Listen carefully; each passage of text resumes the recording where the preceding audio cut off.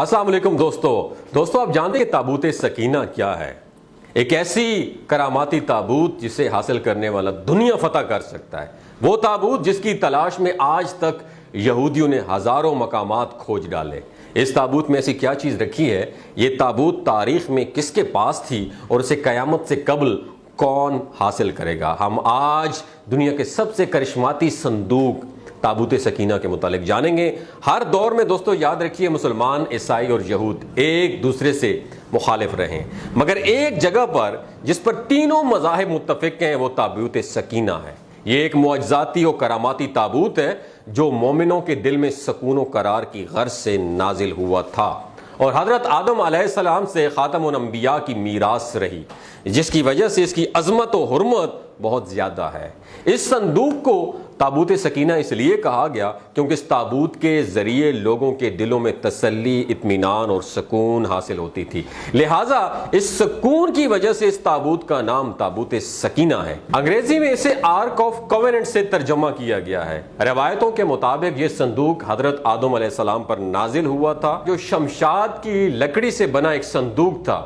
اسے آپ جنت سے اپنے ساتھ اس دنیا میں لے کر آئے تھے اور وفات تک یہ حضرت آدم علیہ السلام کے پاس ہی رہا، اور جب حضرت آدم علیہ السلام کی وفات کا وقت آیا تو آپ نے اس صندوق کو اپنی جانشین بیٹے حضرت شیش علیہ السلام کو دے دیا۔ اس طرح یہ تابوت بنی شیش میں منتقل ہوتا رہا یہاں تک کہ یہ حضرت یعقوب علیہ السلام تک پہنچا۔ پھر یہ تابوت بنی اسرائیل کی ملکیت ہو گئی اور حضرت موسیٰ علیہ السلام کے پاس آ گئی۔ حضرت موسیٰ علیہ السلام نے برسوں صحرائے سینا میں پھرنے کے بعد اپنی قوم کے لیے ایک عبادت کا خیمہ بنایا، اور اس خیمہ میں ایک چھوٹی سی جگہ بنائی گئی جہاں آپ نے تابوت سکینہ کو رکھ دیا تھا۔ بعد میں اسی جگہ حضرت داؤد علیہ السلام اور حضرت سلیمان علیہ السلام نے ایک عظیم الشان عبادت گاہ کی تعمیر کروائی، جہاں تابوت رکھنے کے لیے ایک عمارت بنوائی گئی جسے ہیکل کا نام دیا گیا۔ یہ عمارت جنات کی مدد سے بنوائی گئی تھی، جس میں قیمتی پتھر، یاقوت، زمرد اور سونے چاندی کے تختیوں کی دیواریں تھیں۔ اس ہیکل میں چمک اور روشنی اس قدر تھی کہ رات میں بھی روشنی کی ضرورت نہیں پڑتی تھی۔ جس خاص کمرے میں تابوت کو رکھا جاتا تھا اس کا نام تھا القدوس۔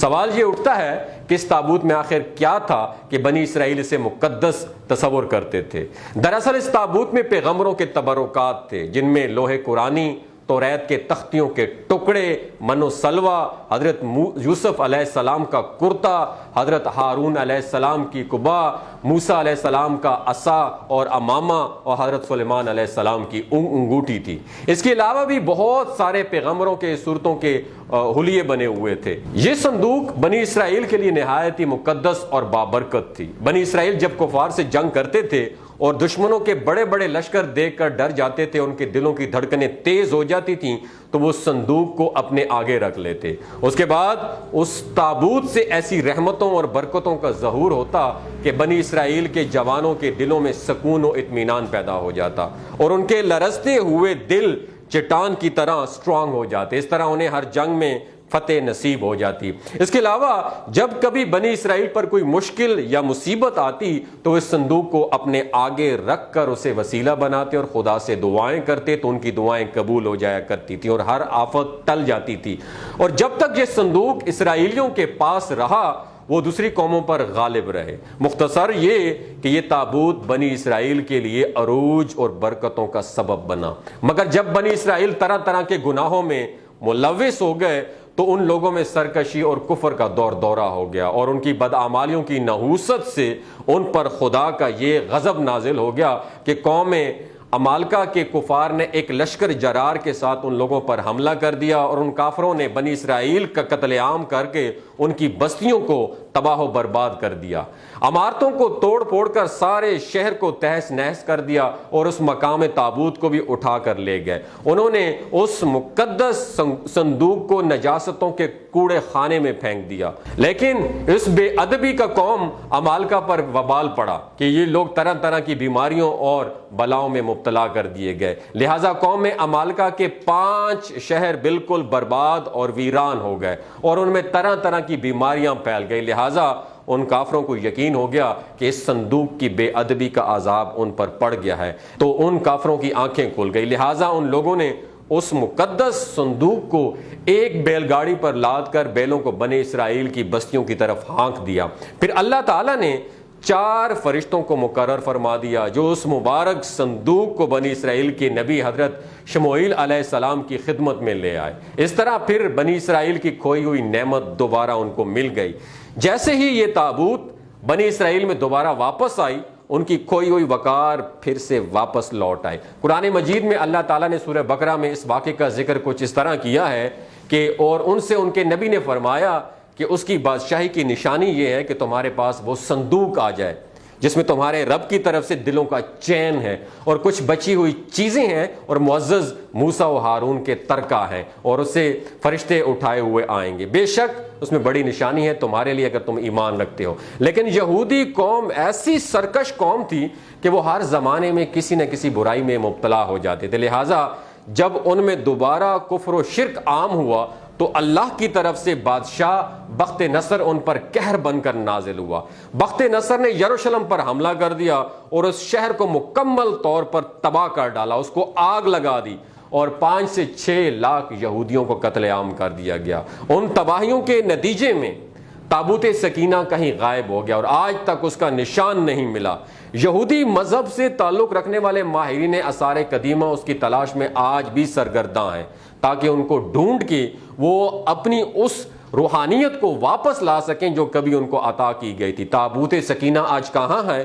اس کے متعلق ماہرین آثار اور محققین کے مختلف رائے ملتے ہیں اور الگ الگ قیاس آرائیاں کی جاتی ہیں۔ بعض کہتے ہیں کہ بخت نصر کے حملے کے بعد اس تابوت کو افریقہ لے جایا گیا تھا اور وہاں ایتھوپیا کے ایک چرچ میں اسے رکھ دیا گیا تھا جہاں وہ آج بھی موجود ہے، جبکہ ایک تھیوری کے مطابق اس وقت یہ صندوق حضرت سلیمان علیہ السلام کے محل میں کہیں دفن ہے جو فلسطین میں آج بھی گم ہے، جس کی تلاش یہودی کافی عرصے سے کر رہے ہیں۔ اس محل کی بنیادوں کو آج بھی ڈھونڈنے کی کوششیں جاری ہیں جسے ہیکل سلیمانی کہتے ہیں۔ دوسری طرف مسلم علماء اور محققین کے بھی بہت ساری آراء ملتی ہیں جس کے نزدیک یہ تابوت صوفیوں کے پاس ہے جو ہر دور میں یک کے بعد دیگرے ان کے پاس منتقل ہوتی رہتی ہے، جبکہ اہل تشیع کے نظریات یہ ہیں کہ یہ صندوق ایک زمانہ تک آئمہ اہل بیت کے پاس رہا، اس کے بعد یہ امام مہدی علیہ السلام کو ورثے میں مل گیا۔